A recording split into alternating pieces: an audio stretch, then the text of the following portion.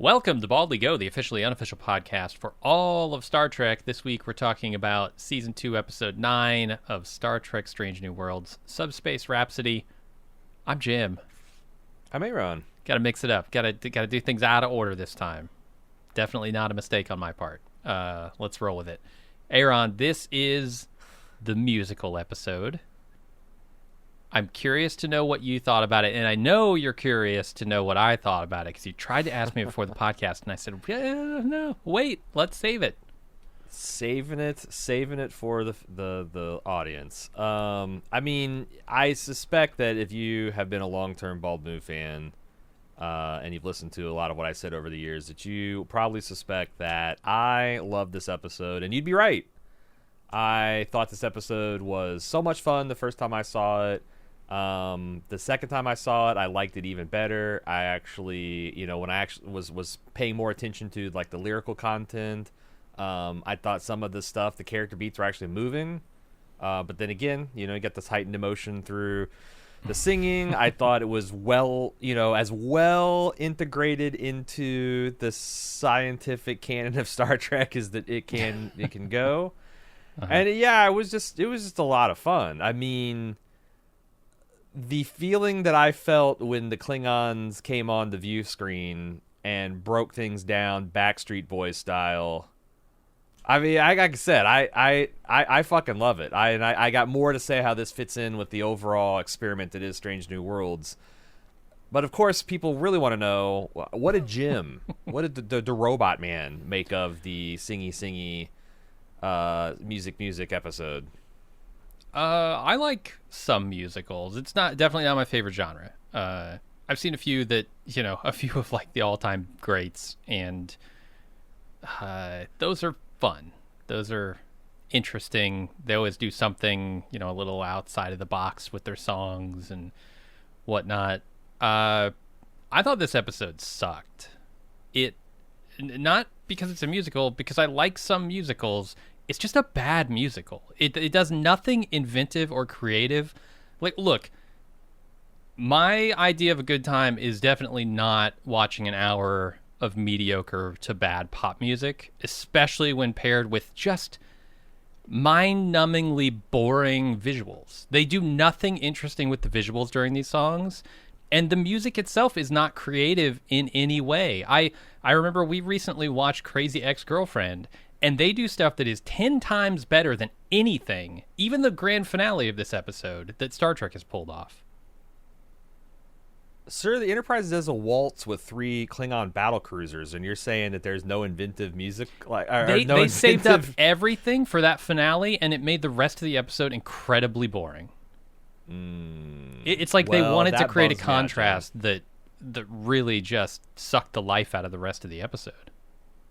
I will say that I don't find anything terribly offensive with your take, because I think it is on the surface of it true. Like, these are not groundbreaking pieces of music. I don't think they're supposed to be. I think they're intentionally aping the styles of, Rodgers and Hammerstein, and who's the guy that did that's the guy that did Sound of Music. The guy that did like Chitty Chitty Bang Bang and Mary Poppins.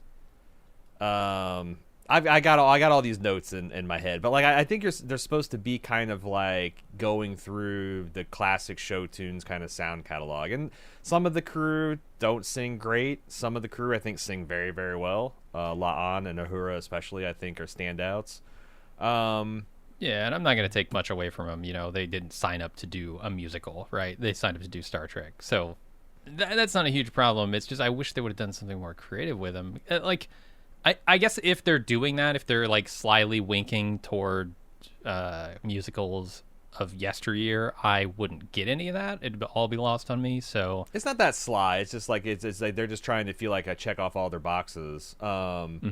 And it's the other thing I appreciated about it is like there's a lot of like season long and in some cases multi-season long arcs that came to a head in this episode, and let like characters kind of like talk about they're trying new directions or how they feel about certain relationships that are forming and collapsing, and how we feel about our place. Have we finally found our place on the Enterprise?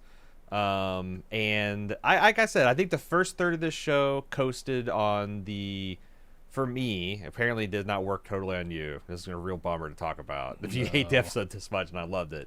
But like, I thought the first third coasted by on just everyone's bemused or distressed reactions of being forced to sing. I particularly like Pike and La'an's, especially La'an's physical discomfort at like giving a security report on a bridge in the form of song.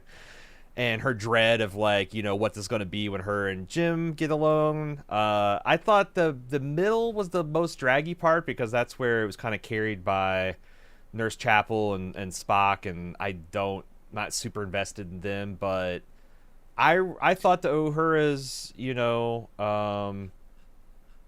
her little what do you call those? Not a monologue, solo. Which her one? Solo 'Cause where she gets she's a couple, right? Like. Yeah. I think she's one of the better singers, and she, realizes her that she's the one that makes connections. I thought that was the lyrics. I thought that was really that. great, and then leading up to the finale, I don't know. Like I said, it totally worked. I liked seeing all the red shirts running and leaping in the corridors. I like seeing all the bridge crew, holding hands and talking about how they're the boldly explorational crew of the Starship Enterprise. Like I said, that's all like kind the of a grand bummer. finale I stuff. thought you would at least like it okay. No, but... I don't know. I think it's just bad direction. I think like the director needed to do something more creative with the visuals while people were singing, because that there's two Uhura songs. There's one that's like downbeat and supposed to be her struggling with her predicament and stuff. Or no, I'm sorry. That's La'an's song. La'an has like a really like kind of poignant song in her quarters or whatever that I thought didn't need much embellishment. But then you get to all the other songs, and I mean the most fun that I had, I guess, was when Chapel's in the bar and she's just kind of dancing around and getting lifted up. There's a little bit of flourish there. That wasn't bad. Interesting, because that's my least favorite song, the I'm Ready. Yeah, I don't know if the song was amazing, but they're at least trying to do something visually interesting there. But man, that Uhura song in Engineering, they're literally just like, I don't know, move the camera back and forth. That seems cool. And I just think it was bad directing for the most part. I don't think the songs were very in the inventive air. Don't ever. I'm gonna tell you what. This discipline. Don't ever watch yeah. La La Land, because boy, you'll really. Oh if yeah, you I really want wouldn't. to be disappointed in a musical. I mean, did they dance in the air? Did they just hold hands for like a second as they floated? It wasn't. It wasn't that creative. I expect more out of a musical, I guess. Like if you can't hit at least a note Pike, as high as Book of Mormon, I don't know what I'm doing with this. Well, I mean, you're comparing this to like one of the best comedy musicals in this, the last 20 years. Written by two guys who don't do musicals. Like, oh, come on. That's, I don't know. I feel like that is a natural outgrowth of the work that they did on South Park and whatnot. But like, yeah, so you didn't like Pike, being put in this compromising situation with Patel and on the main screen, and like that scene of like La'an crossing the entire bridge to hang up on Batal, so like the captain's feelings were spared. That shit has its moments. It's not because the other thing is, I thought if we set the music stuff aside, that you clearly are not happy with the inventiveness and the direction of, do you think that the episode held together just as a piece of Star Trek story? Like, did we get like character development, plot development? They were trying there. I will say it was admirable the way they tried to like connect this to science in a way, right? Like a subspace fold that's is creating a different reality that they're stuck in, and it's spreading across the Federation and the Klingon Empire. That stuff they at least tried there, but that was the most creativity they showed in the entire thing. I don't know. You've got, and this is unconnected to anything else, right? This like, with the plots that are happening right now, you could have foreseen this coming at the beginning of the season and really spent some time on this and made it something special. And I really don't feel like they did. I feel like this was just kind of slapdash. Like, I don't know, put I'm scared now because Uhura like I don't singing know about her whether dead family blowing up in a shuttle. That'll be funny, right? No, that's horrible. But that wasn't a funny song either. They weren't playing that one for laughs. I don't know. I'm curious to see what the public reaction, if this is going to be like giga cringe like you're seeing it, or if it's going to be more along like I mean, but because my larger point I was trying to make is I think that Strange New World is showing this really ideal blend of the things I like Star Trek the most. So you got like 1/3 of the episodes in a given season are just straightforward, thoughtful, thought-provoking sci-fi short stories and like what if, segments. Like what if you were on a planet where no one could form long-term memories, what there's a 1/3 like very interesting and moving character work, dealing with like the trauma of war with Mbinga and Chapel. And then there's about 1/3 that's just, I think, silly fun experiments, like Spock YA dating his kooky Vulcan fiance and becoming human during that whole process. Yeah, turning to human, and to me that is the ideal ratio. If I confess, like I love the best of both worlds as much as the next Star Trek fan, but I really like the weird stuff like Data's Day and the Captain's Holiday, and I can't remember the episode when Q came and took them all into the Nottingham Forest, and they did the Robin Hood stuff. Like I like those little one-off adventures or something that is just a weird thing that the show does. Not all of them work, but I'm glad that they went for it, and I'm curious. Like, I think your odds of liking this was a lot lower than the probably baseline Star Trek fan, but I don't even know that's true. I don't know how much crossover there is with musical fans and Star Trek fans, and I don't know either. I was hoping that if people weren't musical fans, they would like this episode just because it does ape so many popular styles that people are familiar with. And I thought there's a few awkward phrasings, but I thought actually it was a fairly sophisticated the lyrics that fit well. They weren't too strained beyond what the average like dialogue was for Starfleet officers talking on the bridge. Like they were working words like tactical displays and subspace frequencies and the warp field folding and stuff like that in the song, which is pretty tricky, I would feel like. Yeah, I agree. Like the bar is very high because it's set by very good musicals that are musically and lyrically very complex, akin to what they're doing kind of at the end of this, but not really. They never do anything complex as some of the best musicals I've seen, for sure. But then they also have, that challenge of like, how do we work this jargon in a believable way? And, what rhymes with orange kind of thing, right? Maybe ask Eminem for some advice. I don't know. Door hinge is one of them. Yeah. I think he comes up with. Yeah. Lawrence with his door hinge. But I think they missed that bar. Like, that's what I'm saying. I think there is a high bar, and yes, it's difficult, but you got to live up to it if you're going to do something like this, and I just don't think they did.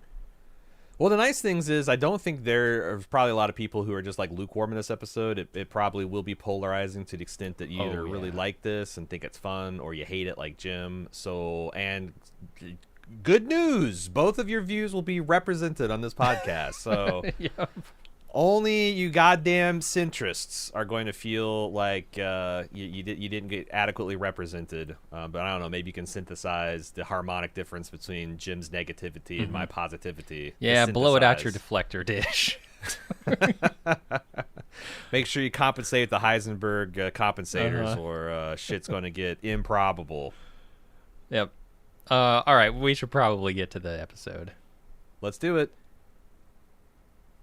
We get the beginning, it starts with a log. It's a communication officer's log. Enterprise encounters a naturally occurring subspace fold, and Spock says it can be used to triple the speed of subspace communications in the sector.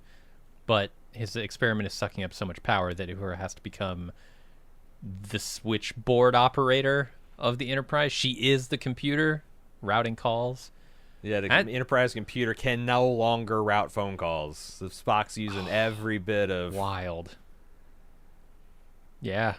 All the plasma is directed right into Spock.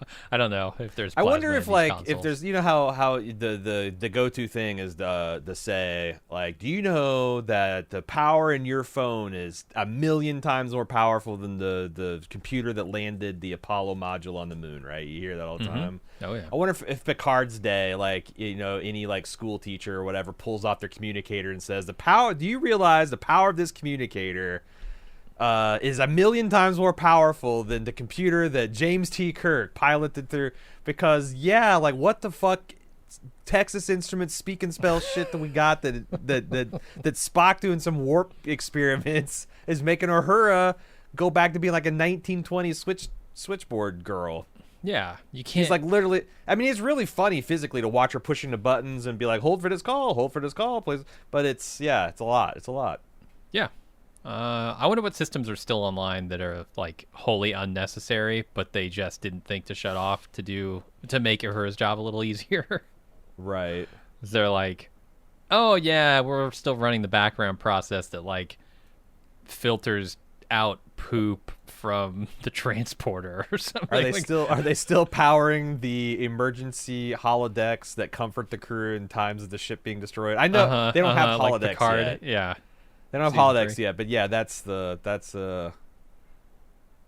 they're doing. They're, you know, like did they restrict the replicator? Right? Did they shut down the bar? Shut down the bar. Let her have. Shut down the bar. Yeah. Turn the temperature up in everyone's room, up or down a few degrees. Probably down. Is it easier to keep cold in space or hot? Probably easier to keep cold. Yeah, probably. Radiating that heat is not easy. Mm-hmm. Or maybe huddle some people up in some rooms and just shut off the life support for half the ship. I don't know. Yeah, because she looks like she's struggling. Load everybody into shuttlecrafts. Get it done. She's already tired. Hasn't been sleeping.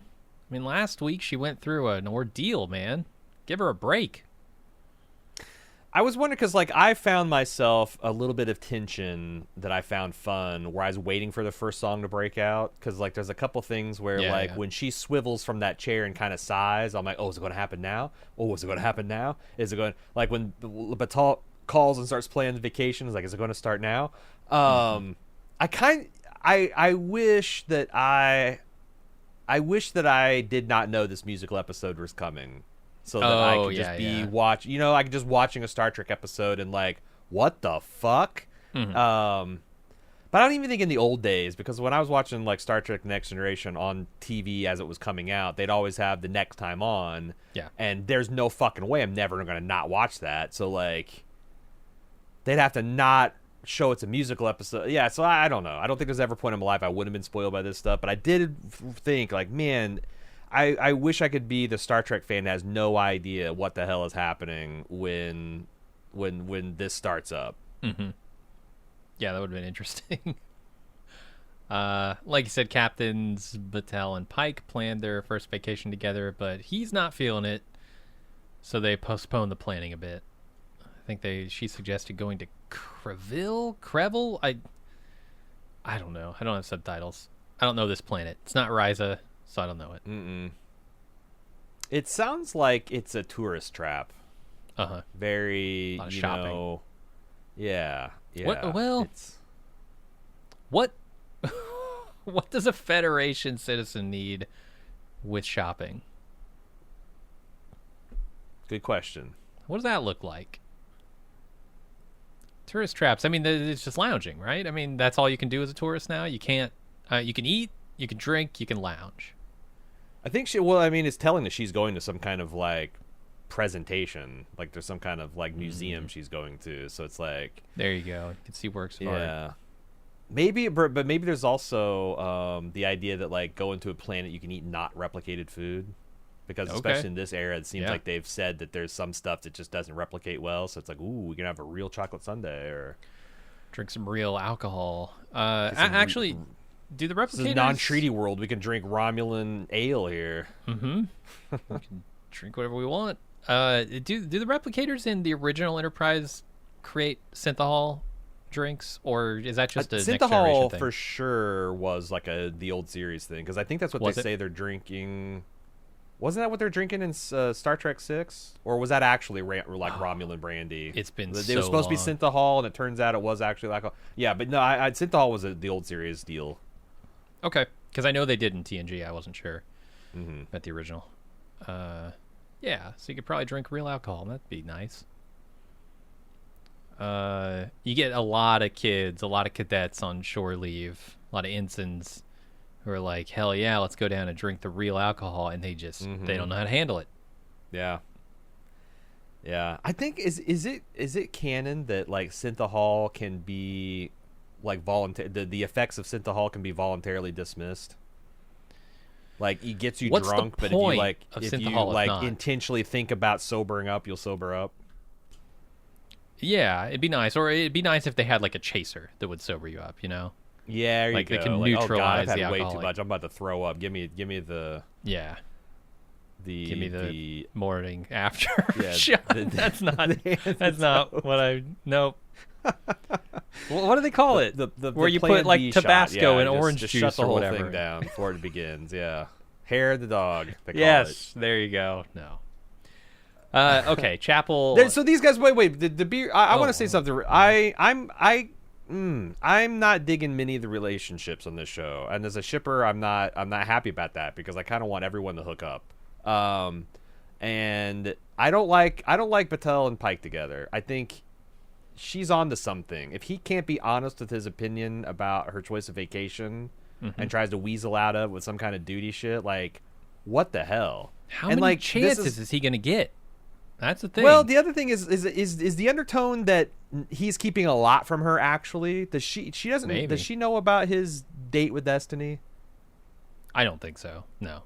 I don't think so either, and I think that's what you're supposed to get as the undertone is that he is keeping her at arm's length, and she's starting to feel it, and instead of like leveling with her, it's increasing the distance. So I wonder if they'll resolve that next finale, the next episode, because the last season finale kind of all dealt with Christopher Pike and his manifest or his destiny and his fate and all that, and I wonder if they'll just make that since it's been a pretty Pikeless season, there hasn't been a lot of Pike. I wonder if they're going to save another like extravaganza, Pike extravaganza for the end. It could be. Yeah, it makes a lot of sense. I was going to say, well, he can't come clean and tell her about it, but we see Lon do exactly that this episode with zero consequences so far. So I guess he could.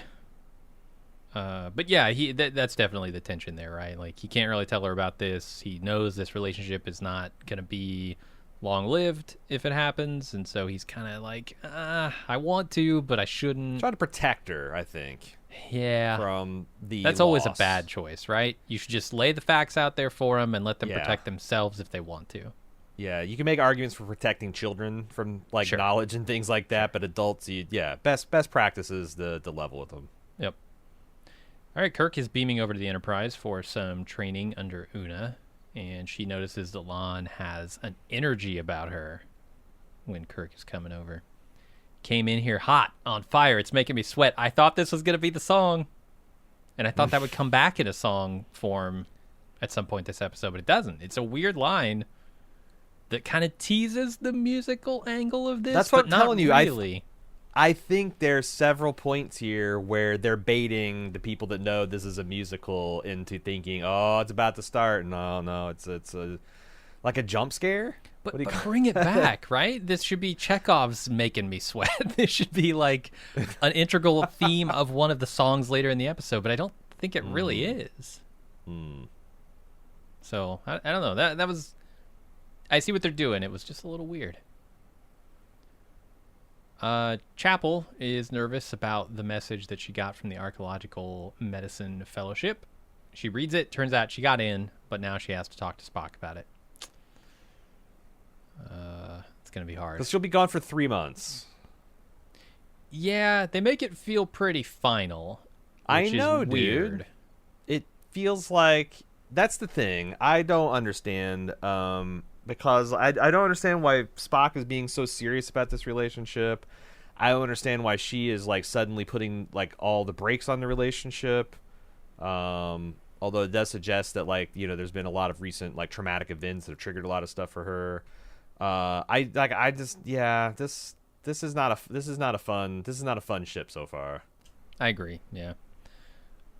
Not super interested in this angle, though. I don't know. Some of the song work they do, I think, is fun.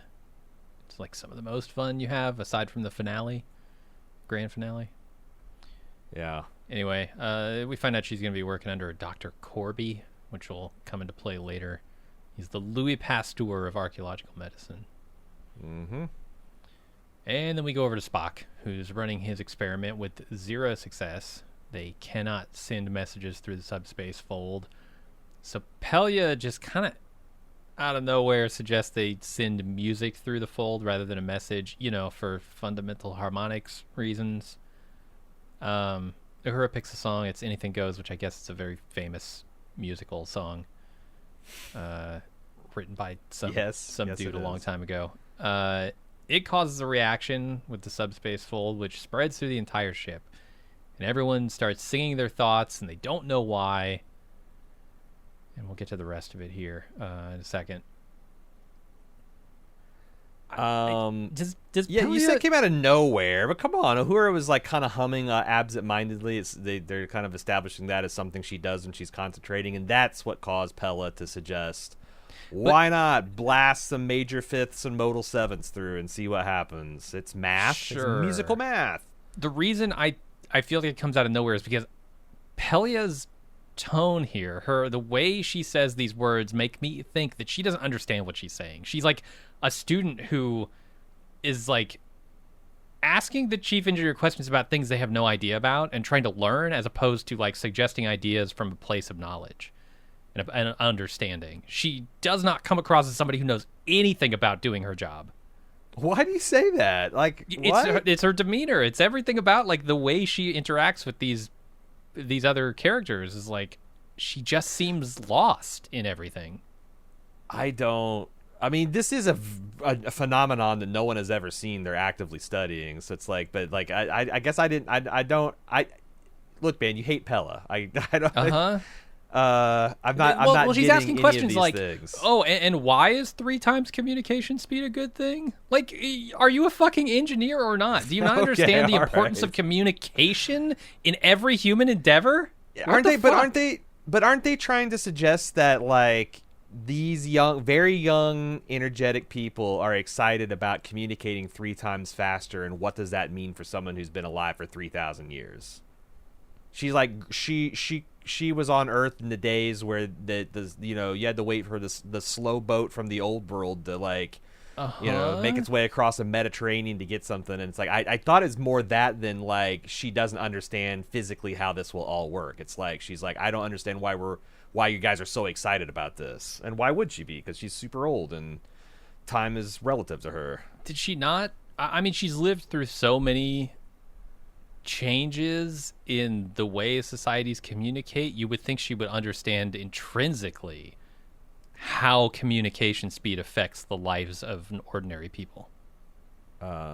It changes the world. Possibly. I mean, her makes the case here like it's incredibly important, and it's all lost on her. She's oblivious. And she's multi-thousands of years old, chief engineer of the flagship of the fleet. What the fuck, lady? On a positive note, Uhura looks so fucking cute when she starts as Anything Goes up, and Spock kind of cocks an eyebrow at her, and she starts doing the little, flapper dance. And I thought there was going to be some good choreography. I was hopeful at the beginning because there's a scene where Erica and whoever sits beside her, I don't know her fucking name because she's not a character. Right, yeah, the con. Yeah. Yeah, they kind of synchronize their movements, and they're both like, that's weird. I thought there was going to be some intricate, interesting choreography. I think there's plenty of choreography for a 53-minute episode of television, but... The bar scene's the best. The bar scene and the grand finale. I'll give you those. Oh, God, this is weird just at loggerheads, because the bar scene is by far, I think, the worst song Oh, I'm not saying anything about the worst music. part? Okay. I just You think like the fun dancing- they're having, dance the like, what is it, Moulin Rouge-esque nature of that is much better than most of the choreography. I do wonder. I think maybe the plot held them back because clearly they were trying to build towards the big ensemble number, whereas a conventional musical would probably space those out, more evenly. So you'd have a lot more fun people singing and clapping and dancing together rather than just essentially solo after solo after solo and a duet at best. But that's what I mean. Like it felt like they were saving it all up for the end, and I think the end does hit. I like it both musically, I like it comedically, and I like it thematically. That everybody on the crew works together and they are something special. I like that. But everything else seemed diminished because they were saving it all up. Anyway, the intro is interesting. They do a mostly a cappella intro theme song. Oh, I was wondering we if actually they would get do to that. the first. We acted to the first song. I was want to talk. Yeah. I don't know if this is lost on you. But Anything I know where they're actually singing the most unusual so peculiar part. This is like it gets reprised. That happens before the theme and all that. You thrown me. Did you introduce this part? Which part? Where But they all start singing. They go start through the breaking out. ship and they're like consternated by why they're all singing. Like, why the hell are they singing? Yeah. But the whole first song, like the yada yada, the whole first song. Anyway, I'm gonna yada yada all these songs. I'm gonna say they sing a song about X. Oh Jesus Christ! I should have led this one. All right. I really. What else is there to say? They sing a song in D minor, and it's reminiscent. You're right. Of this, There was and, no cute or interesting reactions for anyone. They just fucking sang a song in a monotone with no choreography and absolutely no whimsical things. And then the episode ground to a fucking climax was kind of acceptable. And let's just get to the feedback. Yeah, No, let's do it. One All right. was hilarious. The obvious discomfort she was feeling, being forced, like that stuff was super. You know what? When Fuck I'm it. Let's recapping, talk I'm going about to say the they sing acapella a theme. song about this, and then you're free to talk about whatever you want to talk about within that song. Look, I'm here to recap. What can I thought say about Lon a and song? Ortega were really funny. If the people also enjoyed this episode, I like that. I like that part. Oh, I like the intro. I think the acapella stuff they did was fun. Was a bop. I really appreciated it. We stand in one. In fact, I was like, I already had a giant smile on my face, and when I realized that they were doing something fancy with the credits too, just like, I was in the tank. Yeah, and they've done this before. They did this on the animated episode. Sure. Seems like they like to change it up when they have a reason to, and that's good. All right, the crew meets to try to figure out what's happening. Spock thinks they're in an improbability field, which is creating alternate reality where people sing. And apparently they're opening it up like a zipper as they travel, so they decide to try and zip it back up. You got some Heisenberg compensators, some shield harmonics, and a deflector array. Oh, man. That is the the trifecta. techno babble, Yahtzee or bingo or whatever.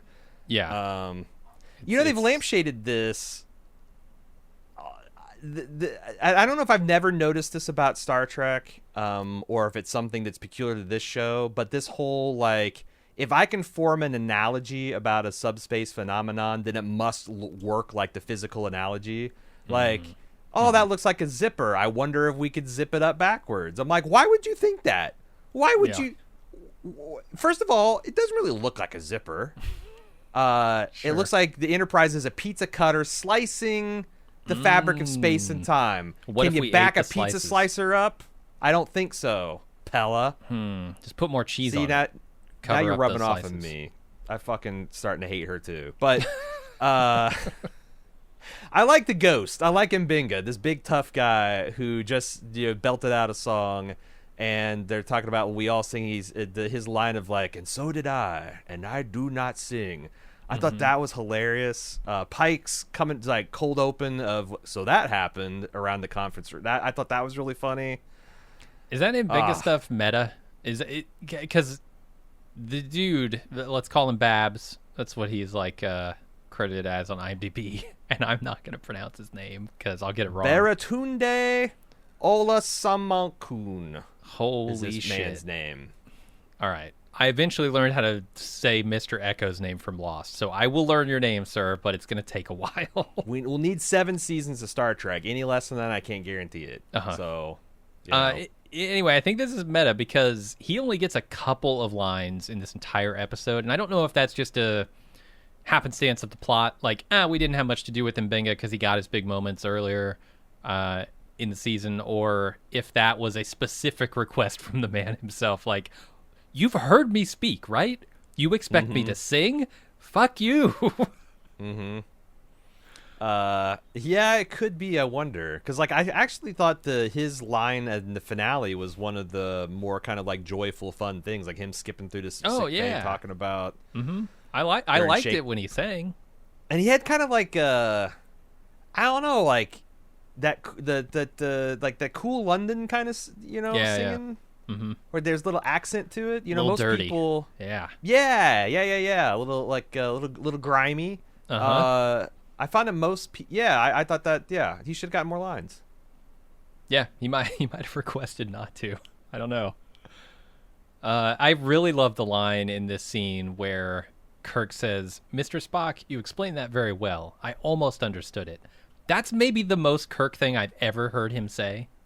He's being very playful with Spock. You can start to see the seeds of their relationship from the original series. Can you believe that we're getting this much James T. Kirk? It's great. No problems. Do you think that there's a way? Do you think this will get old? I feel like it's kind of genius to have the man's brother on the ship. That you've always got a reason that, like, oh, why does he keep coming back to Enterprise? Blah blah blah. But he's a first officer now. If he shows up literally every other season next, well, I don't know how they're going to do that. Yeah, I mean, it kind of made sense here. He's going to go train under one of the highest profile first officers in the fleet. I mean, the highest profile. Again, I'm loving that they're getting away with this. And maybe if we all collectively agree that we like Jim Kirk enough on the Enterprise that we can just, will our suspension of disbelief. But it is going to, like, his whole... The whole plot point is like, I'm a Rolling Stone, baby. I can't pin me down any one spot unless it's the fucking bridge of the USS Enterprise, and that I'm inexplicably here way more than you would think. Yeah, but I think it's been more strained in previous episodes than it was here. So I'm hoping they can be creative with that and come up with more reasons to see him, because I enjoy watching him.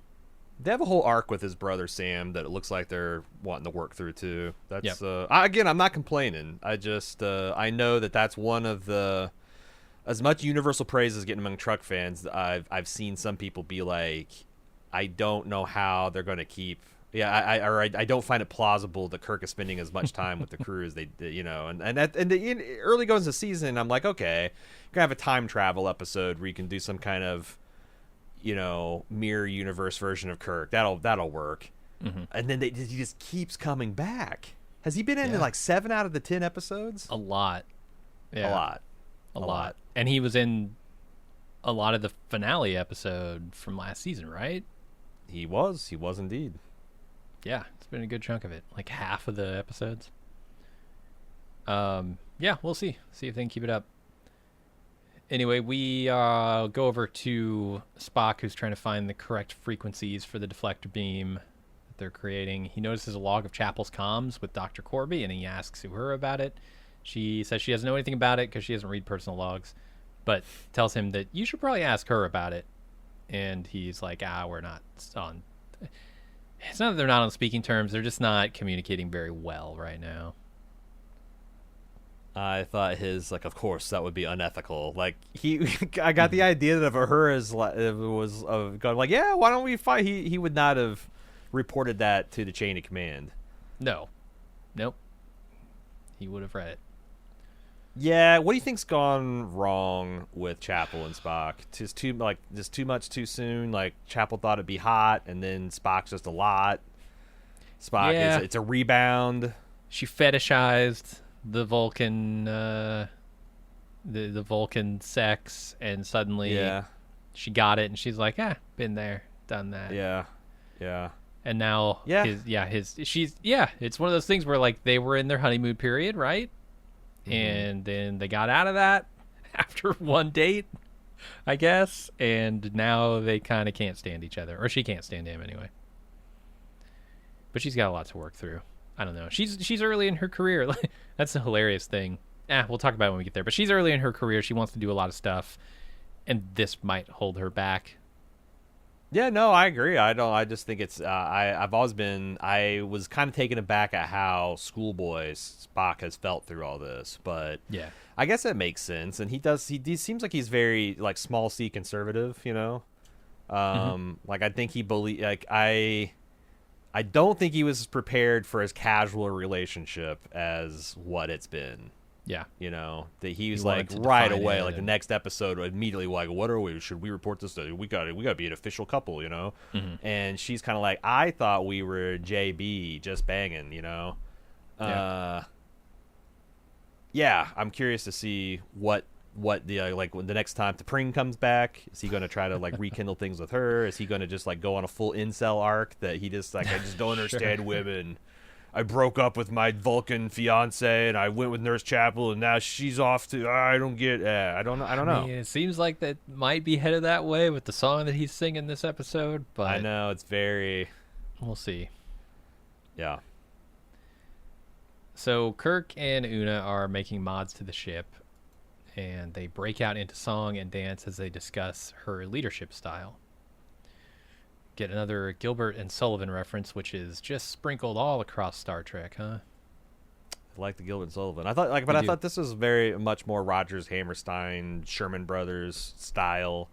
Very Chim Chim Chiru. But it's cute. Like I don't think either of these people are the world's strongest singers. Rebecca Romaine or whoever the Jim Kirk is. Yeah, they're serviceable. And I'm you can sure definitely tell the computer people assisted. they're trying to keep within an octave. Yeah, like Anson Mount, another one like that, versus the people that they give, like Christina Chong, Delon, they really let her fucking belt. Yeah, she's very good. Uhura, they let her belt it out too in engineering there. Yeah, She's that's Cecilia Rose Gooding. I really we got some feedback from the people. The guy was predicting who would be good just by looking at their IMDb history and like, oh, this person's got a theater background. This person's actually has discography and yeah. But these guys not so much. But it's one of those very simple and it is very people talking about command and how to do command better and Una articulating that she used to be kind of like an island unto herself and pursuing her own truth and connecting to that truth allowed her to connect better with her crew because she didn't want to be that way. That's how she thought things had to be. But yeah, I don't know. Yeah, you also have to keep yourself at a certain amount of remove, I guess, from them. That's Picard's style. He lets very few people in because he has to make those tough decisions and. Seems like she's trying to go more Riker now. She's trying to be a little bit more connected to the crew. And the other thing is La'an observing how casually they're singing about their feelings is the thing you're supposed to be noticing in the background. Her going around. At first I'm like, is she jealous? But no, she's just terrified that she's going to get around Kirk and, She's jealous, but not that Kirk and Una are developing a relationship, but she's jealous that Una can express herself, right? Yeah, she doesn't have to be terrified if she's going to confess to an illegal love. Because that's the other thing is like this is pretty big Federation. You're not quite prime directive, but secondary, tertiary directive of like don't fuck with the time flow. Yeah, by confessing your extra chronological relationship with a character. Yeah, and she's gonna sing a song about that. She's gonna go back to her quarters and sing about how Una is so open and free, and she wishes she was more like that. And maybe she'll get there. Who knows? A lot of I think this is gonna probably be called "Flying Blind" on the soundtrack. I thought this was a decent song. Yeah, this was strong. This almost has a hook, and she's a good singer. So, yeah, I think this one was pretty decent. Flying By, that's a pretty. I thought it's a pretty good hook. But. She said, I thought the visuals were strong, like her rolling around in bed with this idealized Jim Kirk from another line and her wondering if like this time could repeat or unravel. And there's a little bit of a Jesus take the wheel or Subspace Wave take the wheel because she just wants to let go. Mm-hmm. But she knows deep down she won't because she has no faith. And there's even a little non-determinism, talking about consent and freedom as concepts are not real. Like she's trying to, I feel like she's like withdrawing and intellectualizing her problem to avoid dealing with the emotions. I bet, again, Yeah, that makes sense. Christina Chong does have a pretty strong theater and singing background, and you definitely tell they open up the music quite a bit. They open up the composition quite a bit because she's got the range for it and the power too. Yeah, that's the thing. She's doing some fairly tricky singing here. It's not just, we're gonna give you these notes and hit it. You got to transition between notes pretty seamlessly, and she hits that stuff really well. Mm-hmm. It reminds me of like the Defying Gravity from the Wicked. It's got a lot of that kind of same feeling and musicality. Huh. Haven't seen that one. So La'an then goes to Pike and says, I think these songs might be an actual security threat because they express emotions. So the experiment's ready to go. Threat to my personal emotional security anyway. Yeah, but kind of a threat to the timeline too. She's got a point here, right? With her particular situation, it's a threat, and she's gonna, make the point about why it's a threat to everybody here in a second. Well, and even without the destruction of space-time, like there's some species like Vulcans that this would be extremely traumatic, and like obviously the Klingons, this is some crazy shameful shit that's happening to them that they don't understand. I do love that. It's just I think this is a very selfish motivation, but like she's not wrong. She's not wrong.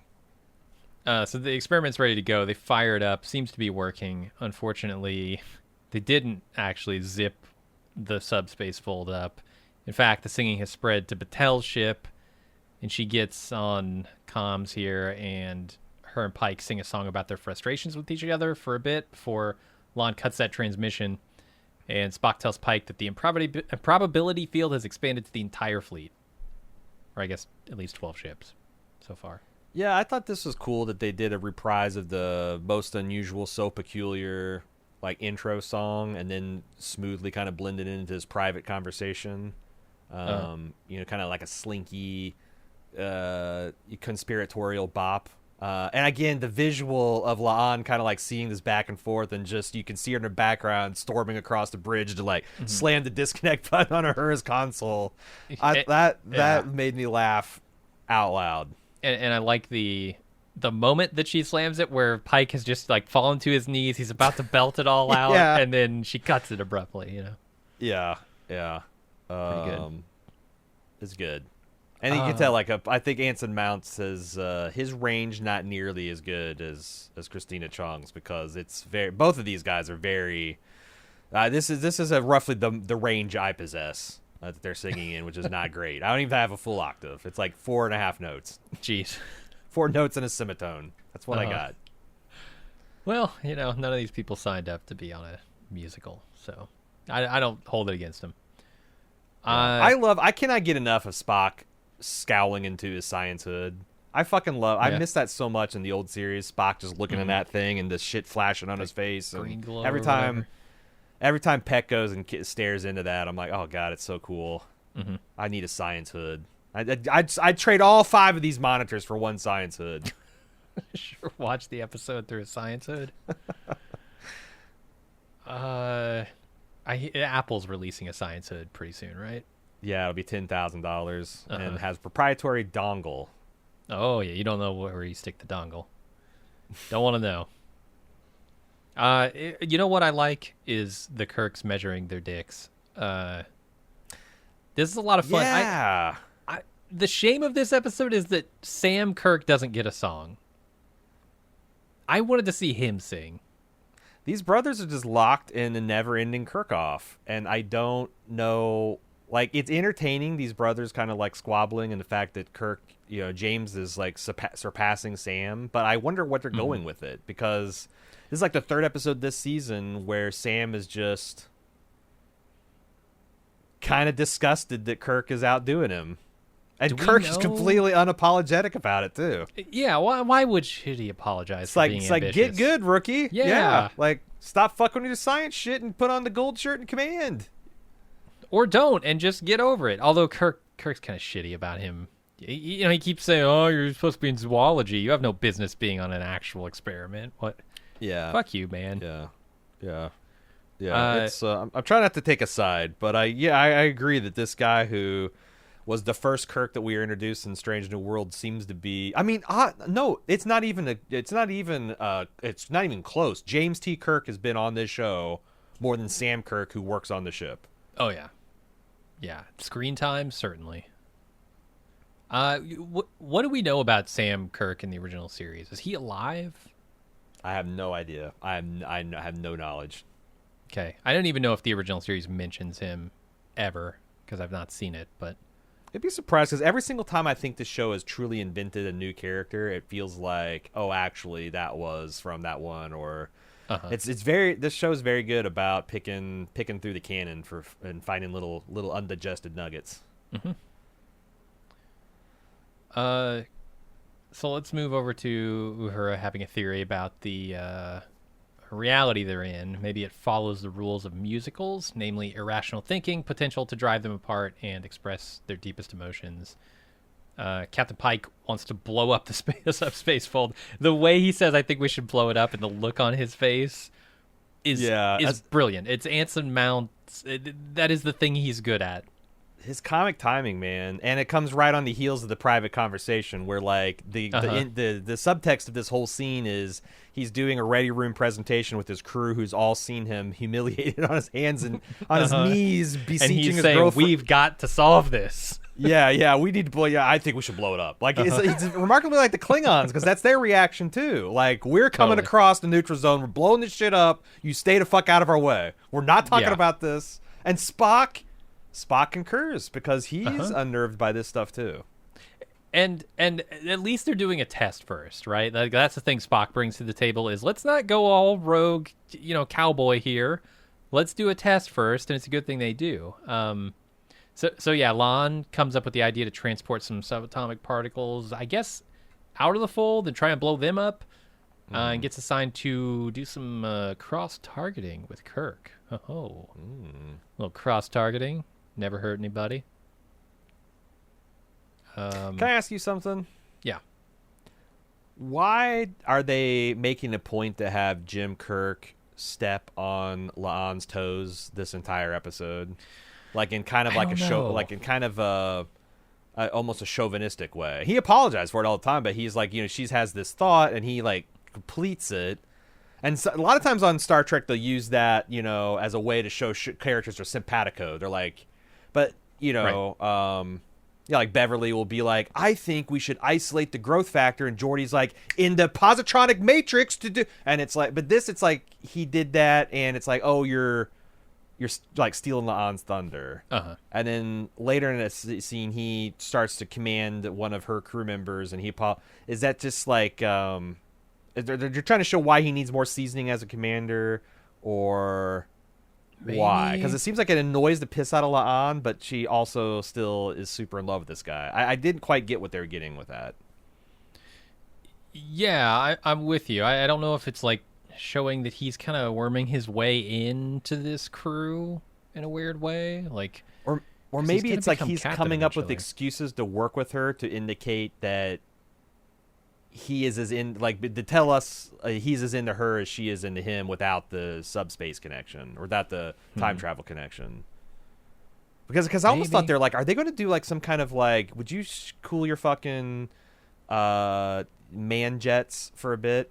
But no, they never got there. So I wasn't quite sure what they were going for. Yeah, I don't feel like that's really an integral part of Kirk's personality. So maybe it's something he moves beyond by the time of the original series.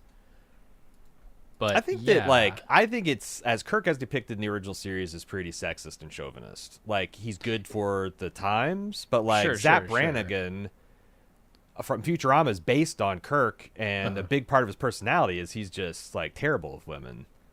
Yeah, but the interrupting thing is like specifically what I was thinking about. You know, like he's not really known for talking over his crew. He's known for listening to them and taking their advice, right?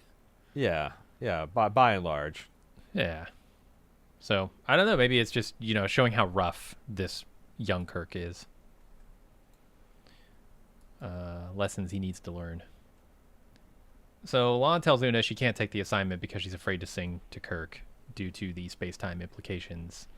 And Una, via song, tells her that she regrets keeping her own secrets. So you probably shouldn't do that. Yeah, this is the secrets you keep. That's what they're probably going to call this. And there's like a montage of everybody else thinking about the secrets they're keeping. Spock and Chapel. They got Pike and Batal. I like the part where Una turns off the gravity and they kind of dance around in the air. And she's, the whole point of this is like, look, I understand we both developed survival skills from the way we grew up, where we put ourselves on an island of one so no one can hurt you or hurt us or let us down. And I perfected this skill, and it helped me survive, and it worked before, but it doesn't serve me anymore. It's good stuff. I like it. Okay. That just because like these maladaptive coping mechanisms we come up with as kids and young adults, sometimes they're the things that hold us back to succeed in life. And Lon needs to hear that. And also, it's nice to see Una kind of branch out from where she was too. Like I said, I was impressed that they channeled so many season-long character arcs into this musical episode. Yeah, they're doing a lot of character work in these songs, and hopefully you can follow them. Taking notes, I definitely had to rewind a bunch because I missed lyrics. I was like, what are they trying to say with this song? But I imagine just kind of watching it, you pick up a lot more. So then Lon and Kirk cross-target their subatomic particles and send them to Spock for his experiment. Kirk says they should team up more often, and Lon starts to tell him how she feels, but Spock blows up the particles, nearly destroying engineering and interrupting their moment. So it's like soaking subspace in kerosene and putting a match to it. Yeah. She just really like that. breaks some rules here. I'm almost surprised that like the temporal cops don't show up right then and there and like slap the words out of her mouth, because they know she's about to do this because she does it. That's like, so that's the temporal police did a little bit of they're fucking with it all the time. Pulling on this and pushing on that and kaboom. Oh, no, I just think they should have shown up and said, we see what you're about to do here. Don't fucking do it. We're going to arrest you. It is kind of funny how off the leash she is for, like this is clearly a organization that could closely monitor her, But maybe also they just know how things are going to happen. So, like, as long as she's not on the track of them getting together. Yeah. But no, her just revealing that this information probably is something that could corrupt the timeline. Yeah. You would think so. I mean, they told her not to tell anybody about it, and here she is telling. And Kirk himself is like, you're about to make a huge...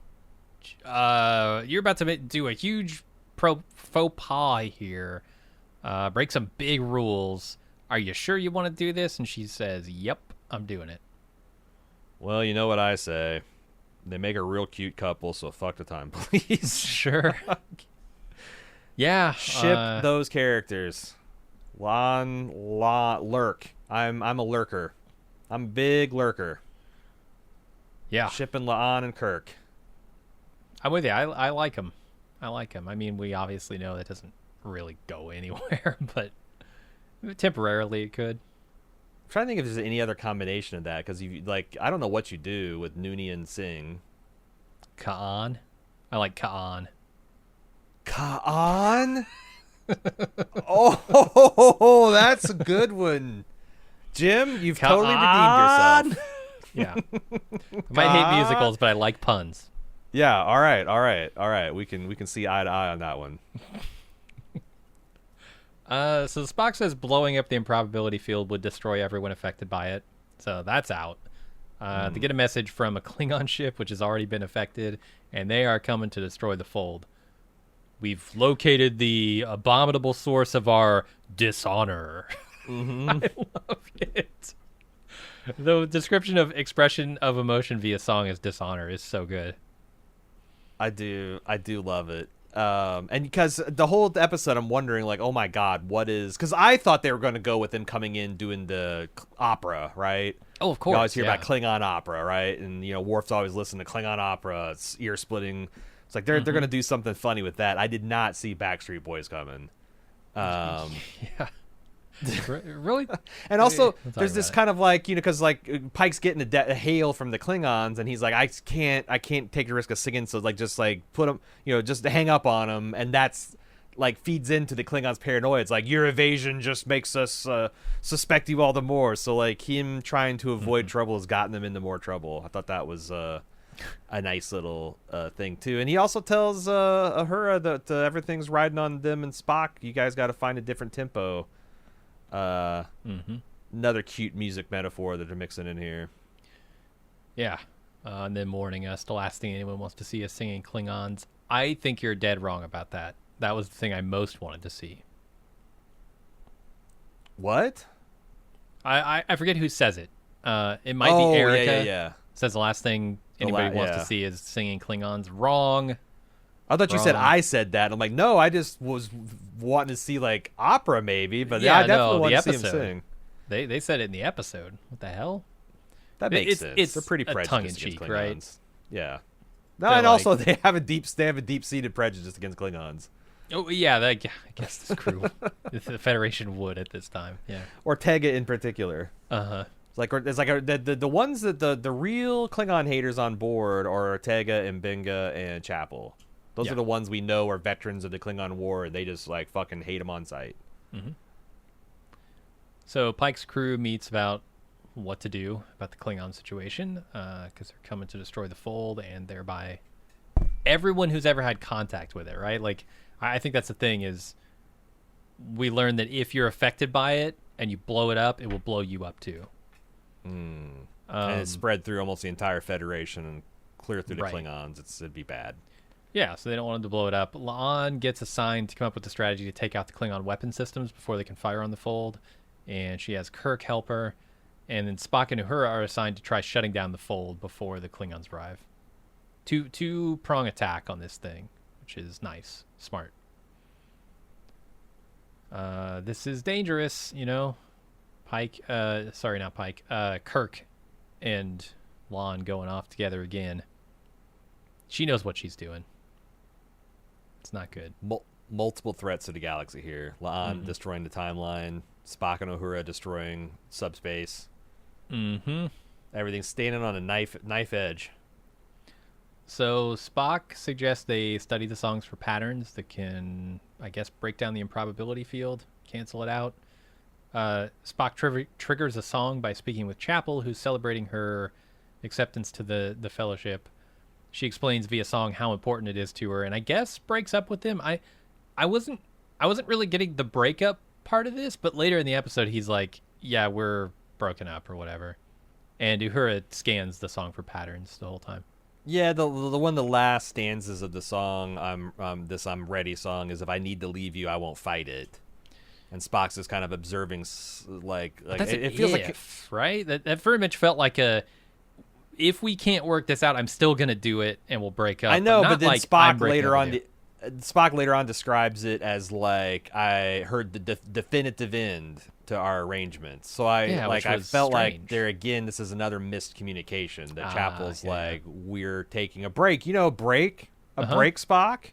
How those work, and I guess his thought is like, Chapel, as soon as she gets out of Port Galley, she sprints to the arms of the first available midshipman and jumps his bones, because that's what he would do, right? Right.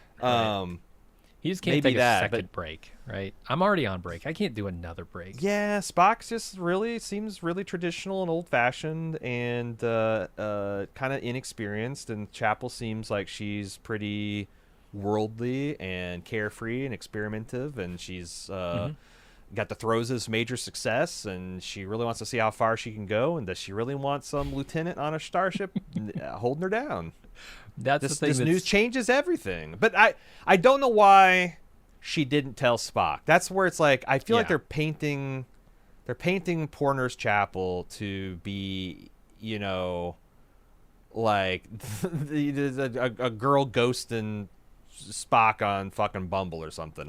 The way they're writing her is like intentionally like hurtful or dismissive. Like I don't know, like why wouldn't she tell Spock? Why would you want Spock to find out, I don't know, what, on the day you get your transfer order, or you're just not going to tell him at all? He's going to leave the ship and... Yeah, it's a hard conversation for her to have. I can understand why she would be reluctant to have it, but it needs to be had, and she knows that. Yeah, and like I said before, it's like a lot of the relationships on Star Trek do tend to be pretty YA, but like I rationalize that by thinking, again, I actually unironically learned a lot about relationships and how things work by watching Star Trek, and I'm not going to begrudge kids nowadays, because this all feels extremely juvenile in high school. Yeah. But I can't say anything better about like all of Geordi's misadventures in Star Trek The Next Generation.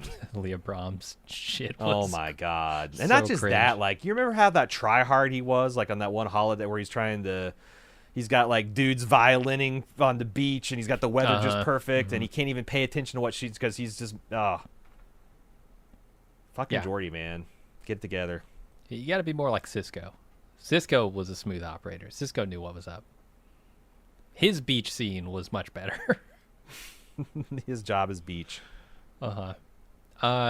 Here's a hilarious thing to me about this song and this scene, I guess.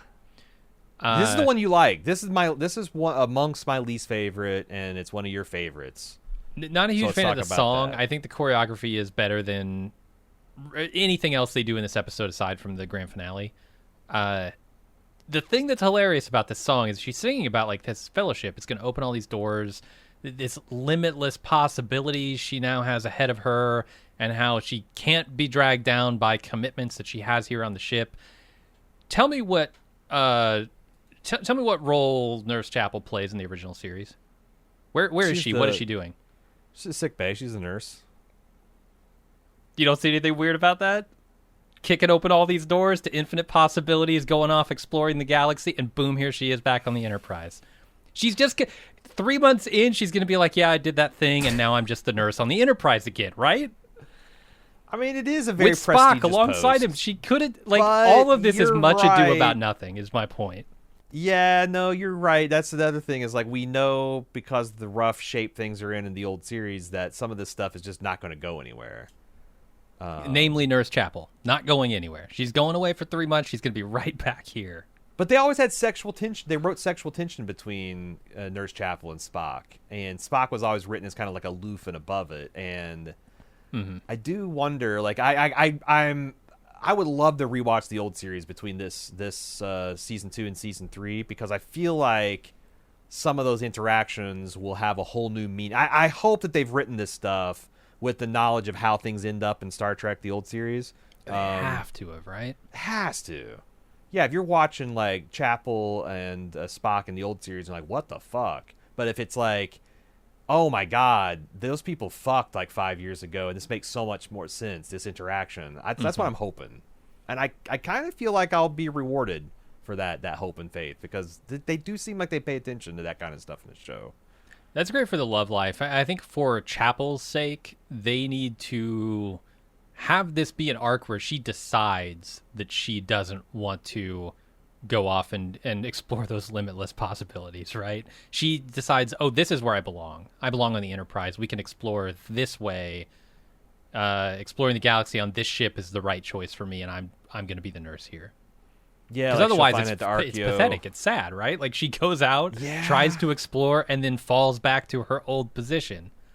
That's not right. Like, if it turns out the archaeo medicine is like boring, you spend so much time in the classroom, and you're always just writing grants, and it's just not, whereas you're exploring when you're, I can do that. That would make a lot, and that's a rational decision. Like, this is better for my career, but it's like less fun, or it's less hands on, or I don't like. but you're right. If it's like she has all these ambitions to see what all I can be, and it's my dream. It feels good. I've worked so hard. There's endless possibilities, and then she's just the nurse on the Enterprise. Still the nurse on the Enterprise. Yeah, that would be sad. Yeah. They'll have to. They've got some tricky things that they're gonna have to. The maneuver, for sure. So let's go over to Lon and Kirk as they plan their attack strategy, take out the Klingons' weapon systems. Lon tells Kirk about their out-of-time encounter and how much it meant to her, but not via song. She wants to get this out before she starts singing. She also says that, Kirk says he sees her the same way the other Kirk did. No, she tells him, this is confusing, that he sees her the same way because he doesn't know that other Kirk. This Kirk says, yeah, I feel a connection too, but I'm in a relationship with a pregnant woman named Carol, so I don't know if this is going to work out. When he said Carol, and I was watching this for the first time, I screamed. Yeah. Because I had completely forgotten that Kirk has a fucking son. And my next thought is like, oh my God, are they changing canon? Because I thought that Kirk didn't know about David Marcus. Yeah. But it turns out this has been a long-standing debate among Star Trek fans, because if you look at like their actual dialogue and the things they say, it's very ambiguous about if he knew, when he knew, and how much he knew. Talking about the Rathacon, right? Yeah, Rathacon, because when the first time Kirk sees David, he recognizes him in sight and says to Carol, "Is this David?" But does that mean that he knew that she had a son? Or that he knew he had or that it was his son, Yeah. Because the other thing is, like, David talks about Kirk like he doesn't know anything about him, and certainly doesn't know that he's his father.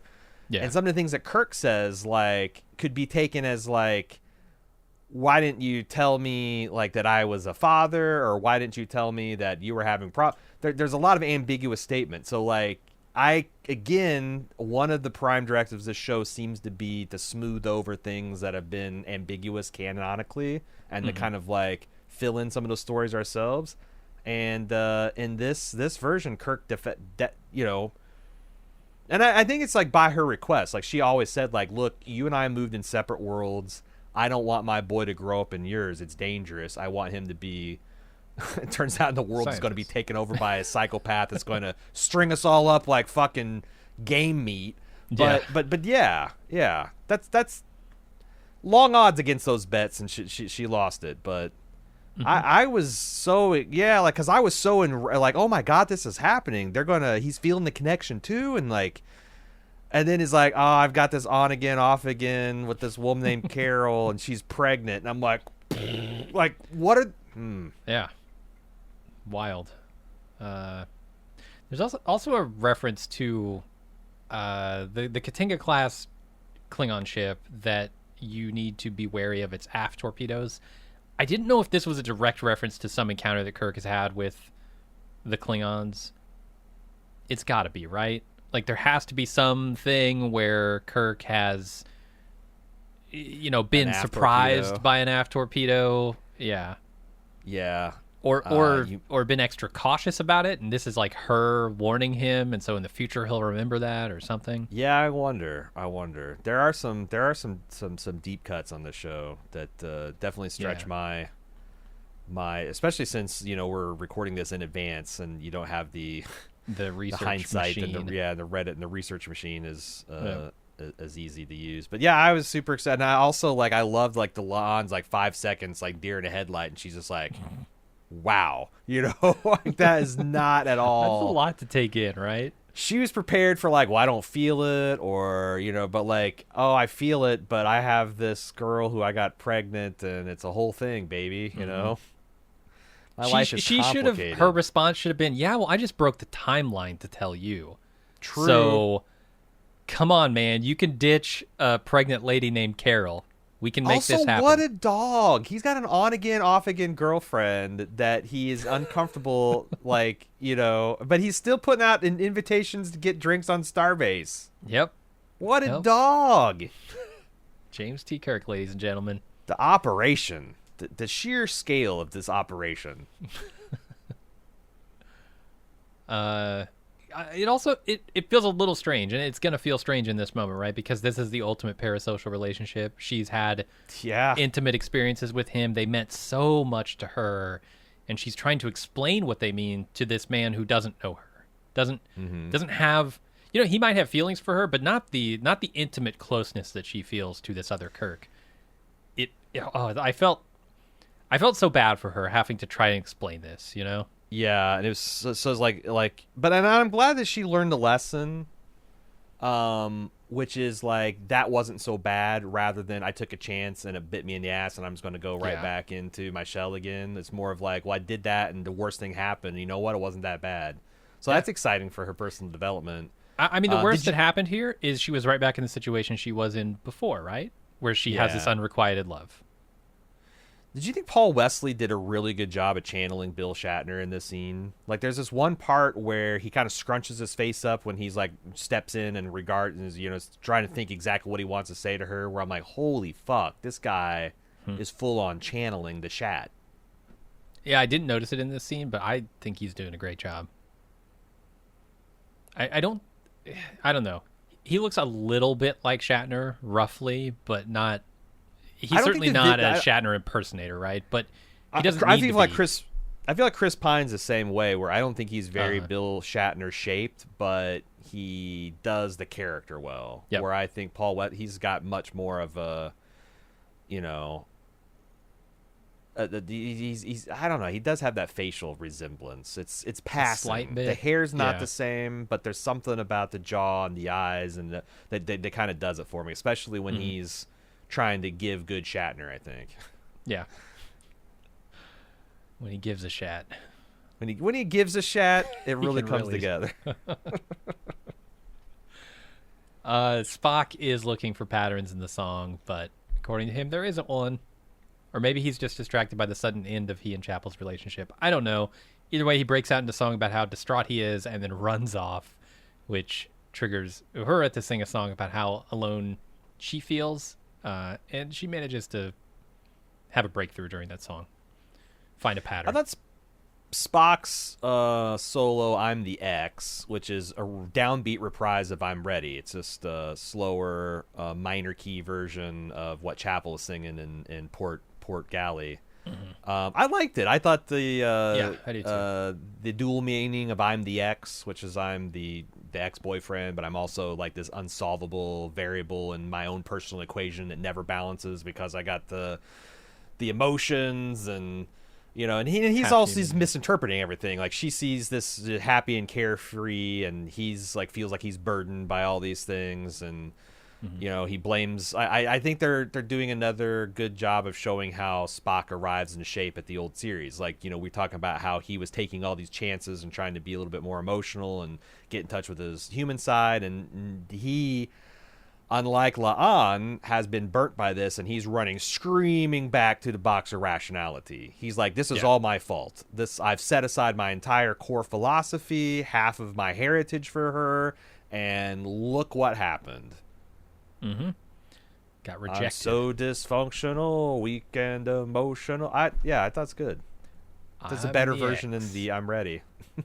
Yeah, I agree. This is probably my favorite song in the whole episode, actually. Interesting. Yeah. I mean, the grand finale is fun, but it's not. But also, you didn't. So I thought that her is the "Keep Us Connected" song, where it's like it's you're just saying where she's singing about her family and how she was so happy, weird. But she lost everything, and she's wondering like, why everywhere I go, why am I so alone? And is this is this how I'm the best, like being on my own? And realizing that she's a person, like there's that lyric of I'm woven of both love and loss. And she's found her place as a person that can make other people feel connected and inspired. I bought it. Thematically, I think the song works. I think the beginning of the song is just bonkers, where she's singing about her family blowing up in a shuttle. Why? It's an entirely too upbeat song.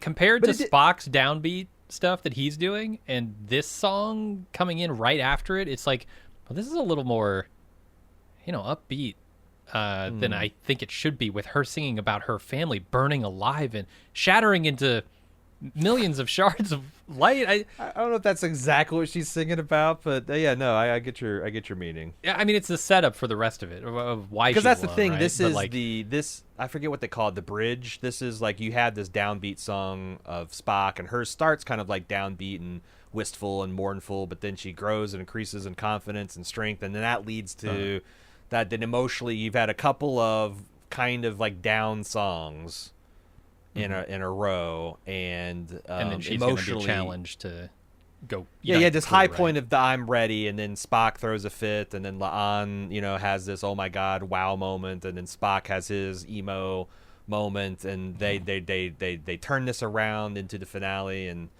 it's definitely a pivot point into the third act.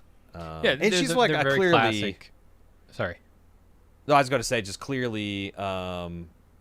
Cecilia is one of the better singers on the show, if not the best one, and she is. I think good. she carries it pretty well. Yeah, there's one point in the song where she really just goes for it, and I was like, all right, that was well done. The camera work in this song is non-existent, though. Like, it's literally just like, oh, let's move the camera back and forth. And there's one like light show kind of thing that they do for a half second where she's in sort of an orb of light, and language floating around her, communications floating around her, but that dissipates, and then they just do nothing with it. Same with Spock. Yeah, I mean Spock's, but in an equivalent stage play or musical, this would be inky black stage spotlight. Like on these like really mournful things, it's you don't usually get your big choreographed moments. You don't get the big dance numbers. Yeah, I mean, I saw Hamilton, and you just had, real like I said, downbeat we're note bridging, there is done well, but we're bridging "I'm Ready," which was like this big fucking show club number, and then we're about to go into the Crew of the Enterprise finale. So yeah, it was a little low energy, sure. But I get it, Spock. Two relationships down the tubes in a few days. That turned me off of love as well for a little while. Stop trying to rebound, man. Yeah, just stop. You can't do it. Can't do it. So Uhura takes the pattern she found to Pike. Apparently, she thinks if they can get everyone singing at the same time, they can cause a spike in the fold that will close it. But they need to inspire everyone all at once, and Pike puts Uhura in charge of that. So Pike gets on the intercom, and he tells the crew, we'll get through this by following Uhura's lead. So she introduces herself and starts a song about how awesome the crew of the Enterprise is, and everyone starts joining in. And the levels spike as the Klingons begin to approach, and the whole grand finale happens. There's a lot of song and dance literally that happens here. It spikes the levels appropriately, and the fold closes. Yeah, this is climax of the episode. I think it feels that way. Yeah, I like the setup where like the one thing that Pike is good at is making his crew feel confident that they can do the job set before them, and he gives Uhura this pep talk. She's like, I don't know how you could possibly inspire. It's like, oh, you're already doing it, such a great job. And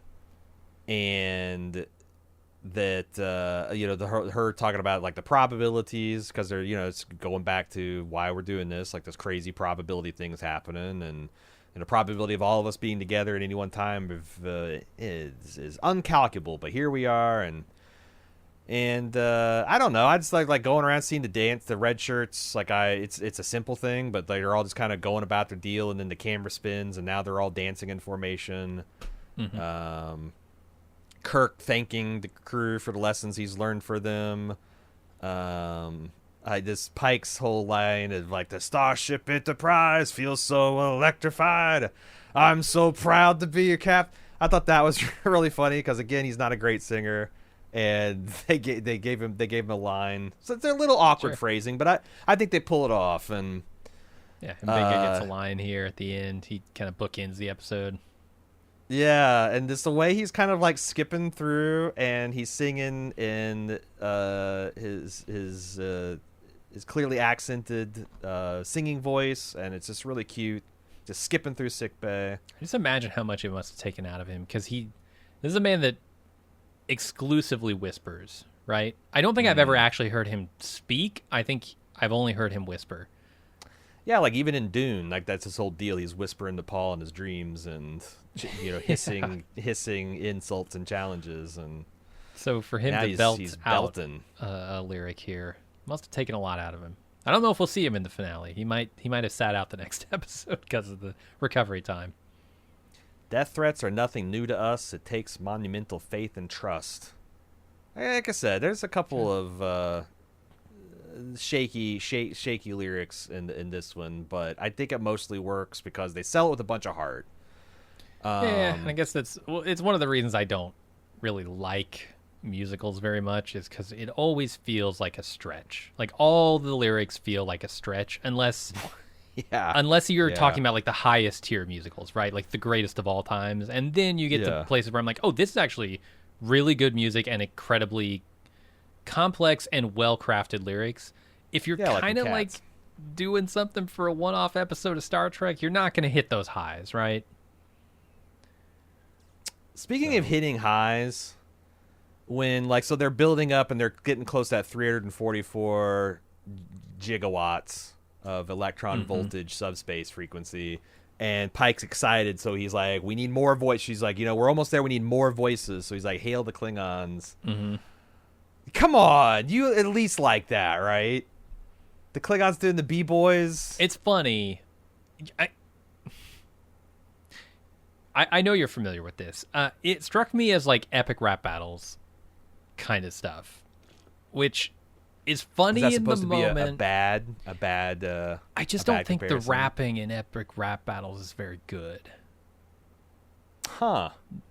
Like the thing about epic rap battles that is good is how they are able to craft the lyrics, based on the character that's rapping and the insults, right?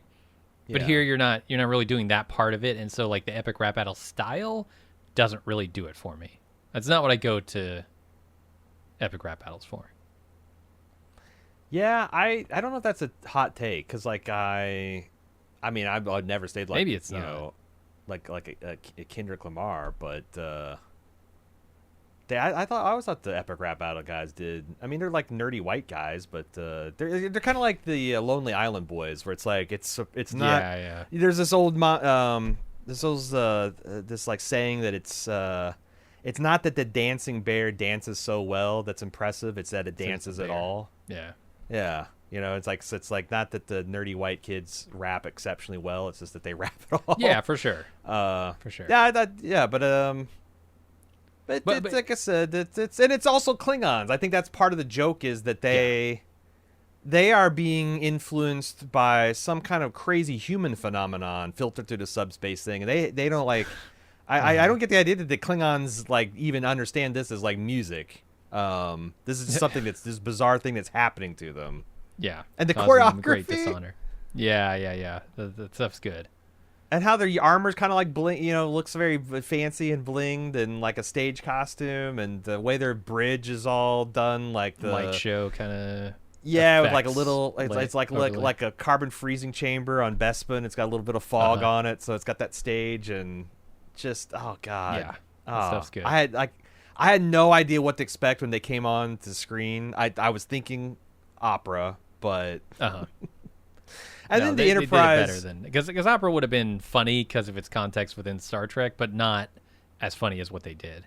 And such an extreme style, mashup. But this already was they hadn't done anything that's kind of like hip hop and R&B, and they pulled it off. And you got the Enterprise balleting with the 3 Klingon battle cruisers, and I just really like the build up to we're the unbreakable, unshakable, improbable, unstoppable, sensational, ovational, boldly explorational crew of the Enterprise. And then the fireworks that went off when they finally shattered the subspace rift. I thought that was just. And then you ended all with the classic Star Trek theme that just kind of plays in full at the end, right? What a fucking nice touch, the old Desilu theme. Mm-hmm. Just straight up. It's perfect. Perfect. Yeah. No, they really pull out all the stops for this final number, and I think it works. Like I said, it felt like they were saving up for this big finale, and they hit that. But it's not the end of the episode. There are a couple more scenes here. Lon tells Una how it went when she confessed her feelings to Kirk. She's not happy about that, but it's a start to opening up, so it's not all bad. Yeah, maybe I can be the person who takes chances more often. Good for you, Lon. Before the previous scene, they had a couple of reactions of everybody kind of like processing. I noticed that they made sure that Spock and Christina are still frosty. Oh, yeah. Yeah, he walks by. He kind of gives her the... That's the thing. He's his own worst enemy in this scene, right? Yeah. Because, like, she's not sure she wants to break up with him. She's just like, well, if we need to break up or if we need to not be a thing for a while, that's what I'm going to do. And Spock's like, fuck you. Yeah, he's just being stupid. I don't know what to say. He basically, like, checks her into the boards here as he walks by, right? Yeah, but he's like... He's kind of like, well, I'm going back to being emotionally repressed Spock, and she's made her decision, and I don't want to interfere with her. I don't want to be sad and mope. But yeah, like, she interprets it as being emotionally checked into the backboards. Yeah. So that's not good. I also really like the Anson Mount and Carol Kane doing their little... They dance a little, and I'm convinced that was improv, that this is just like a candid moment that they got of them fucking around. Because also just like, I don't know, the look on Carol Kang's face is just like, Anson Mount works on everybody. Huh. I missed it entirely. Yeah. Damn. Well, that's what happens when you get so busy hating on a perfectly innocent musical episode of Star Trek that you miss the forest for the trees. Yeah. Apparently. Okay, so we got. I just want to just acknowledge that they had the Spock and Christine whole thing. Talk about La'an. Now we got to deal with Pike and Batal. Yep, he's cooking a meal for her as they talk about the song that they sang earlier on the bridge. She's not upset that he doesn't want to go to the same place for vacation. She's disappointed that he lied to her about it. She can't go on vacation, it turns out, because she got assigned a high priority mission, but she says they'll go somewhere when she gets back. Yeah, how long is she going to try to make this a thing with Pike when he keeps stumbling? Well, I just wonder if there's some kind of this priority 1 mission. You know, that seems like very important. I wonder if this is going to be something that takes her out of the picture for a long time, maybe permanently. Could be. She doesn't tell him what it is. Mm-mm. It's just a priority 1 mission. And they have this, like, you know, there's also this kind of like, we'll have more time to plan, and like, I think that he makes a funny face, like, you know, will we? You know, because he knows that there's a clock on this whole thing. Yeah. And I don't know. This seems like these guys are just moving apart. They're two ships that passed in the night, and they're still trying to keep that connection going, and the sea is dark and getting wider between them, you know? You would think he'd be more concerned with banging than he is. There's a man who's about to have his body so disfigured that he can't get out of a fully enclosed wheelchair thing. Yeah, dude. You got to get it in while you can, man. Yeah. Your time is limited here. Come on. You're going to be blinking once for yes, 2 for no for the rest of your life. Yeah. Jeez. All right. Then we get the final scene here where Uhura gives her a log supplemental. All Federation vessels are behaving normally. Spock smoothed things over with the Klingons, and it's back to business as usual. And Uhura, sitting at her console, starts singing. Everyone kind of stares over at her, but it's just a song stuck in her head, not another Subspace fold. Yeah, the blood wine diplomacy, and just as she says that, you see Spock stagger off the turbo lift, and then he gets together, but the way he sits at his console is like, yeah, I know what it's like to be that heavy. Yep. There's no morning after shot for blood wine. Just saying. Yeah, there's no plan B for that. You just gotta deal with it. No, not enough. There's not enough hair on any number of dogs to take care of that. And that's it. Okay. We've taken a long time to break this episode. We have a decent amount of feedback. I think we should get right into it. Let's do it. StarTrek@baldmove.com is how you send in feedback. First up is Brian K. says, I love your work and perspectives. You said you didn't realize why the Mariner idolizes Uhura, but in the old series, Uhura is the only black character and the only woman on the bridge. Uhura is the epitome of competence and is frequently the person who makes first contact with any ships or planets the Enterprise encounters. Of course Mariner is going to admire that. I may be overgeneralizing as a Gen Xer and apologize for any ignorance, but it seems that the Lower Decks, which I do not watch, is about a group of millennials, and they seem to be more about representation than other groups. Of course. You're right. The thing is it always throws me because I always take it as the ship in the universe of its time. Mm-hmm. Like, why would Mariner see it as valuable that she's the first black? Because, like, that's something that's very human Earth 1960s thing. Like, Sure. in the actual world of the Starship Enterprise, and like, there was probably but like, It's probably still but it's part of like- the culture, though. Like, if she met Rosa Parks, would she be as... but Uhura, enamored? that's what I'm saying. Probably, It's like, right? Uhura Like- was not the first black bridge crew officer of Starfleet. It was just meta in our world. Right? But it's like, Yeah. that's so I always, like, when people point that out, I'm like, oh, that's obviously correct, but also it throws me because why the hell would Mariner think that in the 25th century? But I think you're right. I guess. But if you're a writer writing this in the 21st century... Yeah, you're that trying to make a that wink might and nod. bleed in there, right? Yeah. Or like you could do the meta joke where it's like you could have Boimler like, oh, you like Uhura because she's, black and a woman, and you're black and a woman. She's like, what the fuck? The Yeah. first black Starfleet captain was in 2133. What? Like, you could just like turn it on him. Like, like, we're like fucking way past colorblind at this point. Yeah. We've moved on to hating other species of Right. sentient beings, okay? Uh-huh. We're keeping it classier. Anyway, Brian K. says, I'm excited about the musical episode and your speculation about who in the cast would perform well. A.Ron thought Celia Rose Gooding, Uhura would be good. I looked at the Wikipedia entries in the main cast, and I agree. She was in a couple of musicals and has an actual discography. Research checked out, Brian. Goes on to say, I would also guess that standout performer would be Christina Chong La'an. She has a musical theater background, was cut short by an injury, and she then turned to acting. If you recall, there was the one fantasy episode last season where Mbinga was a king and La'an is a damsel in distress princess type. She gets to belt out a few notes which are supposed to be dreadful, but I'm telling you they are not. I don't know if you watched the behind the scenes to the episodes, but they're very good. Also found out that the dog in that episode that the princess had was Christina's real-life dog. Well, thanks for putting that out to us. Says Ethan Peck Spock is also in a single music video, but that's all he's got. Nothing about the rest of the cast struck out to me as indicating they perform well. And I think you're right. I think you identified correctly ahead of time the two standouts, and everybody else was okay. Yeah, I agree. I think that Ethan Peck might be a notch better than good too. Like, I just don't think we got to see much. Oh, I will say now that we've seen this episode and I liked it a lot, I hope they never do this again. Because Why? I felt like I gave you credit for like the essential truth of what you said, which is some of these songs are just okay. In fact, vast majority of the musicality and the lyrical composition I thought was good for a Star Trek episode. And I think it's going to be really hard if they try to bring this back.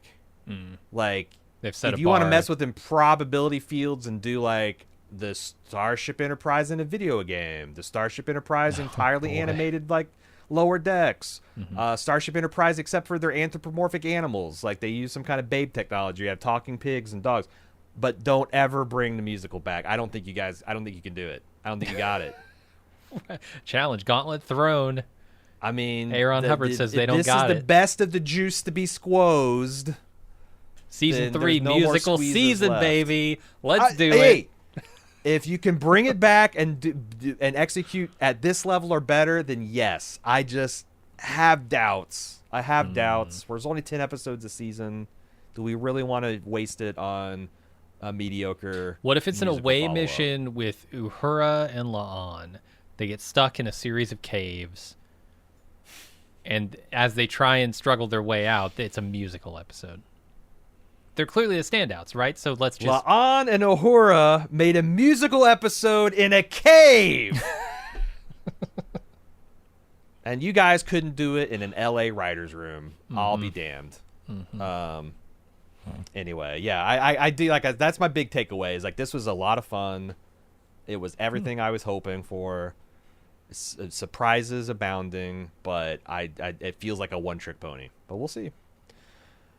Dominic says, based on what we learned at the end of the episode, I think the Klingon ambassador, we're talking about the previous episode, I think the Klingon ambassador was running down Klingon society because by those standards, he is a coward. He fled the battlefield and would be dishonored if he ever went home, so why not deflect and tell the other side how horrible their enemy is? Also, if in that same vein, if the Klingon coffee burns him, is that a foreshadowing to the revelation that he's a bit of a pussy by Klingon standards? I mean, he's Not definitely quite. not adhering to the Klingon like go down with the ship honor kind of thing, but Hot chalky you're burn. You're right. Hot chalky burn your fingies. Mm-hmm. Does it burn your little fingies? Yeah, I saw Worf hold up milk jugs for like 9 hours, and while he's being beaten with rope or whatever. By John that was Tesh a bachelor shocking him with party, cattle right? prods. Is that the one where? It might be that one. I don't know. He does it a few times. Yeah. But yeah, to not be able to handle a little hot coffee. Dominic continues, I take this as where Mbinga learned that you need a dedicated power supply for the transporter buffer. Poor Lieutenant Redshirt got flushed when they had to reset. Good point. Yeah. They continue to, yeah. Like I said, that the daughter line storyline's over, but it's still impacting the story. I think Chapel's unconsciously pushing Spock away because she's what she learned from Boimler last episode. That doesn't feel intentionally written that way to me. That's certainly something that gives her a little pause, but I was feeling that they were drifting apart even before then. Yeah, it felt to me like it was a consequence of Spock's the speed at which Spock was trying to push them into a relationship here. Yeah, that's what and it she felt was like to me. already, and this is also something like she was getting into these fellowships to get away from the emotional awkward situation with Spock. So it's like, but this is also a career move for her. Yeah. So yeah, Spock was moving too fast. He's trying to rebound, trying to rebound too hard. Giovanna said, I love this episode. For Deep Space Nine fans, it felt like a cross between In the Pale Moonlight and The Siege of AR 558. That's the Raymond Cruz episode we were talking about last week. I know you said in the past that you'd like to think that Starfleet officers are beyond all trauma and dysfunction, but I think stories of how we work through that are some of the best. But I'm also counselors. That's kind of my thing. I want to clarify. It's not that I have a problem with Starfleet officers being traumatized. It's that I don't like the idea that Starfleet officers would suffer in silence for 30 years of unresolved trauma and sometimes more. Like, I think these would get you, like, you getting abducted by the Borg would traumatize the shit out of you. But that's why you have Counselor Troy. That's why you have Beverly Crusher giving you mood stabilizers. That's why you have, like, 300 years of progress on understanding people's emotions and psychiatry. And, like, it's just sad to me that a 90-year-old man like Picard would have this many ghosts and unresolved issues, emotional issues. So yeah, it's not that I don't think they can't be traumatized. It's like, yeah, I like seeing people work through their trauma. I don't like seeing people wallow in trauma. Yeah. Especially when they're in the 24th century. Can I just say something about DS9? Because I just watched In the Pale Moonlight like yesterday or the day before. That's the one where Garrick tricks Cisco into murdering a whole bunch of people. Yeah, right. Yeah, Kinda. like Cisco knows he's breaking the rules by like trying to trick the Romulans into getting in the war with the Dominion with him. But he doesn't know how fucking. But he tries to do it with a faked hologram recording of them planning the attack on the on the Romulan homeworld. But Garrick actually has a plan B, which is to kill the Romulan. I haven't seen the show in like 25 Romulan years, senator. but the showdown between Cisco and Garrick at the end, is, I can still like remember stellar. beat for beat. The thing that bugged me about that episode is exactly what you said, like working through the trauma. Like Cisco is clearly traumatized, and he's talking to the camera. He's talking to like a personal log because he says he has no one to talk about with this stuff with. And I'm thinking, DS9 doesn't have a counselor on board. We never see anybody go to a counselor. Why not? TNG had a counselor on the ship. Why can't they have one on the space station? The Cardassians didn't build a counselor's office in Tarak Nor. That's the You can't repurpose. Yeah, I can't. No. So Chief O'Brien's got his hands full keeping a turbo list running. You want him to repurpose a room for counseling? You got to soundproof it. You got to So what are they doing with the mining rigs that were up there? This forced slave labor that was like refining minerals on Tarak Nor. What about them? Are those just disused because they can't be repurposed for anything else? Like we can't turn that into counselors. I was intentionally misunderstanding. Like, why do Cardassians provide their slaves with counseling? Yeah, it just struck me. Why the hell doesn't Federation? You want a Starfleet counselor to take up a slave's quarters? What? Those things are just they just store Domjot tables in. I think now. Yeah, Quark has all his turnips in there or something. Giovanna continues. She says, also as a minority myself, she parenthetically says she's an African-American woman, I was immediately distrustful of the Butcher and just because of how he spoke about other Klingons. I've encountered people who do this in real life. They'll denigrate their own race in order to ingratiate themselves with the ones that they want acceptance from, i.e. I'm one of the good ones mentality. This is especially off-putting for a Klingon, a species known for pride and honor. Worf would never. He would not. He would irritate the Klingons by being out-Klingoning them. But, like, you see this along racial lines. You see this along gender lines. Like the concept of, like, a pick-me girl who likes to differentiate herself from other women because, she's wanting to get in good with the guys. It is something that kind of, like, it feels wrong when someone's trying to make inroads with an out-group by tearing down their in-group. Yeah. It's always something that you can be suspicious of. It's cheap. It's a cheap way to ingratiate yourself. Joe from Scranton says, I'm late to this one, but to talk of the saddle in the Enterprise, you forgot about TNG's Starship Mine, where Picard was able to foil a round-eared Tim Russ trying to steal the Enterprise while the ship was in for a baryon sweep because he returned to retrieve what? Do you remember this, Jim? No. His personal saddle. They had to get all organics off the ship because the baryon sweep was going to destroy it all, and he left his personal riding saddle. Oh, right, and then he discovers the whole plot. Yeah, I forgot about that. And they include a brief clip of the script. It says, Lieutenant Worf, Captain, you keep a saddle on board? Commander Riker, Mr. Worf, I'm surprised at you. Dr. Crusher, anyone who's an experienced rider naturally has his own saddle. Counselor Troy, it's all perfectly normal. Jean-Luc Picard, actually it came in handy. I'd only wish I had the opportunity to use it on a horse. Worf confused, of course. They're just like fucking with Worf here. Finally, wrapping up our feedback this week. TB, I have some good news and bad news. Bad first, I think I'm out on Strange New Worlds. But the good news is I'm giving it the Walking Dead treatment and still plan on listening to the podcast. Woo! Yeah. I thought we were going to lose a listener. A viewer, yeah, we can lose viewers till the cows come home. Listeners, it's tougher. TB says, I've been a Trek fan since childhood, growing up around the old series reruns and the old series movies. I've seen every Star Trek episode up until recently.